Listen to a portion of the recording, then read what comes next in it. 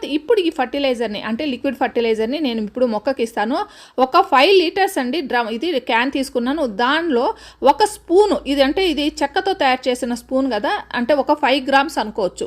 5 grams అంతా ఈ banana plus బెల్లము చేసి తయారు చేసుకున్న ఈ ఫర్టిలైజర్ని యాడ్ చేస్తున్నాను. ఇది యాడ్ చేసి బాగా కలిపేసి మొక్కలకి ఇవ్వండి. మీ మొక్కలు కూడా ఎంత బ్రహ్మాండంగా మొగ్గలు ఫ్లవర్స్తో కలకలాడుతుందో చూడండి.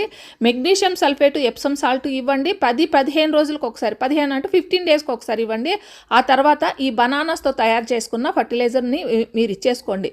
ఇంట్లో ఫంక్షన్స్ వచ్చినప్పుడు అరటి పళ్ళు మిగిలిపోయినప్పుడు ఇలా ఫర్టిలైజర్ తయారు చేసేసుకొని మీరు స్టాక్ పెట్టుకోండి. తేమ తగలకుండా మనం చేసుకుంటే ఎన్ని నెలలైనా సంవత్సరాలైనా ఉంటుంది. అలా తయారు చేసుకొని పక్కకు పెట్టేసుకొని అన్ని ఫ్లవరింగ్ ప్లాంట్స్కి ఇవ్వచ్చండి. రోజెస్, చామంతులు, మందారాలు, మల్లె మొక్కలు అన్నిటికీ ఇవ్వచ్చు.